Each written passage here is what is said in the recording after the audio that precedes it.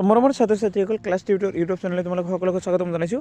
আজি মই পঞ্চম শ্ৰেণী চতুৰ্থ শ্ৰেণীৰ আমি আৰু আমাৰ পৰিৱেশ অৰ্থাৎ পৰিৱেশ নামৰ কিতাপটোৰ পাঠ নম্বৰ 11 প্ৰাকৃতিক সম্পদ যিটো পাঠ আছে এইটো পাঠৰ প্ৰশ্ন উত্তৰসমূহ প্ৰথমৰ পৰা একেলগে বিতংভাৱে আলোচনা কৰিবলৈ লৈছোঁ। যদি ভিডিঅ'টো তোমালোকৰ ওচৰত ভাল লাগিছে লাইক কৰিবা আৰু লগতে চেনেলটো ছাবস্ক্ৰাইব কৰি ৰাখিবা আৰু তোমালোকে কোনে ক'ৰ পৰা চাই আছে অৱশ্যই কমেণ্ট বক্সত কমেণ্ট কৰি জনাই দিবা আৰু নিজৰ নামটো লিখি দিবা। চ' এতিয়া তোমালোকৰ মেইন ভিডিঅ'লৈ যাওঁ আমি। তো তোমালোকৰ অনুশীলনীটো চোৱা। অনুশীলনীৰ প্ৰথমটো প্ৰশ্নত কি দি আছে উত্তৰ লিখা।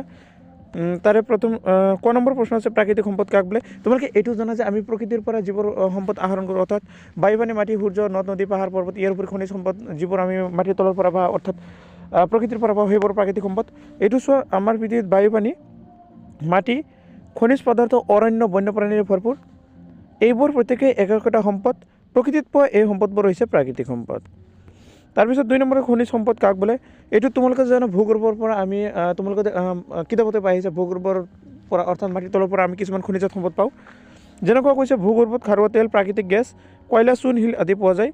ভূগৰ্ভত পোৱা এই সম্পদবোৰ হৈছে খনিজ বা খনিজ পদাৰ্থ বা খনিজ সম্পদ। ক নম্বৰ অসমৰ প্ৰধান খনিজ সম্পদসমূহ কি কি। এইটো খুবেই গুৰুত্বপূৰ্ণ প্ৰশ্ন। অসমৰ খনিজ সম্পদসমূহ হৈছে ভূগৰ্ভত খাৰুৱা তেল মানে মাটিৰ তলত পোৱা খাৰুৱা তেল প্ৰাকৃতিক গেছ কয়লা চূণ শিল এইবোৰ হৈছে অসমৰ কি হয় প্ৰধান খনিজ সম্পদ। তাৰপিছত ঘ নম্বৰত কৈছে অসমক কিয় পনীয়া সোণৰ ৰাজ্য বুলি কোৱা হয়। এইটো হ'ল আচল প্ৰশ্ন। পনীয়া সোণৰ ৰাজ্য মানে অসমত প্ৰচুৰ পৰিমাণে কি হয় খাৰুৱা তেল পোৱা যায়। খাৰুৱা তেলৰ ক্ষেত্ৰত অসম ভাৰতৰ ভিতৰত এখন চহকী ৰাজ্য। চহকী ৰাজ্য মানে কি ধনী ৰাজ্য খুবেই ভাল উন্নত ৰাজ্য এটা। সেয়ে অসমক পনীয়া সোণৰ ৰাজ্য বুলি কোৱা হয়। নম্বৰত আছে জলসম্পদ। এইটো চোৱা নদ নদী খাল বিল পুখুৰী আদিৰ পানী আমি বিভিন্ন কামত ব্যৱহাৰ কৰোঁ। পানীত বিভিন্ন প্ৰাণী যেনে মাছ কাছ ঘৰিয়াল শিহু আদি থাকে। এইবোৰ আমাৰ বৰ উপকাৰী। ঠিক তেনেকুৱা পানীত থকা উদ্ভিদ আৰু প্ৰাণীসমূহ হৈছে আমাৰ জলসম্পদ। 6 নম্বৰ হৈছে অসমক কিয় নদী মাতৃক দেশ বুলি কোৱা হয়। খুবেই গুৰুত্বপূৰ্ণ প্ৰশ্ন। এইটো চোৱা কৈছে নদ নদী বেছি থকাৰ বাবে অসমক নদীমা দেশ বুলি কোৱা হৈছে। নদী মাতৃক দেশ নদীমা নহয় এইটো নদী মাতৃক হ'ব। তাৰমানে আমাৰ অসমত কি হয় প্ৰচুৰ পৰিমাণে নদী আছে যাৰ কাৰণে অসমক নদী মাতৃক দেশ বুলি কোৱা হয়। 6 নম্বৰ আছে 3বিধ বনজ সম্পদৰ নাম লিখা। খুবেই গুৰুত্বপূৰ্ণ প্ৰশ্ন। 3বিধ বনজ সম্পদৰ নাম তোমালোকৰ কিতাপত বহুত দিয়া আছে। মানে মুঠতে জংঘলত যিবোৰ পোৱা যায় সেইবোৰ হৈছে কি বনজ সম্পদ। হাতী বাঘ ভালুক এইবোৰ বনজ সম্পদ হয়। তাৰ ভিতৰত হৈছে গছ গছনি জীৱ জন্তু চৰাই চিৰিকটি এইবোৰ হৈছে কি তোমাৰ বনজ সম্পদ। এইবাৰ 3বিধ বনজ সম্পদ এইকেইটাই চোৱা জীৱ জন্তু বনজ সম্পদ এইকেইটাই দিয়া হৈছে। শুদ্ধ উত্তৰটোত টিক চিন দিব দিছে যিটো সঠিক উত্তৰ হয় সেইটো টিক চিন দিয়া। তো মই কি কৰি আছোঁ উত্তৰটো লিখি দিছোঁ। আলকাটৰা কয়লা খনিত পোৱা যায় এইটো হৈছে অশুদ্ধ। চূণ শিল এবিধ বনজ সম্পদ এইটো কি হ'ব অশুদ্ধ কাৰণ চূণ শিল বনজ সম্পদ নহয়।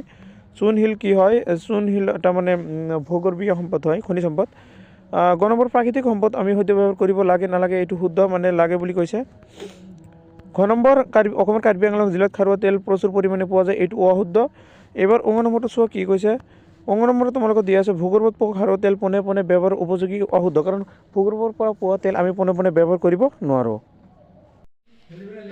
4 নম্বৰ প্ৰশ্নত আছে ক অংশৰ লগত খ অংশ মিলোৱা। এইটো হ'ল ক অংশ এইটো খ অংশ। তো প্ৰথমত আছে কয়লা যিটো কয়লা হয় কয়লাৰ লগত কি হয় খনিজ সম্পদ। খাৰুৱা তেল হয় পনীয়া সম্পদ। খাৰুৱা তেলক পনীয়া সম্পদ বুলি কয়। গড় হাতী এইবোৰ কি হয় বনজ সম্পদ। পানীত থকা প্ৰাণীসমূহ এইটো হ'ল জলজ সম্পদ।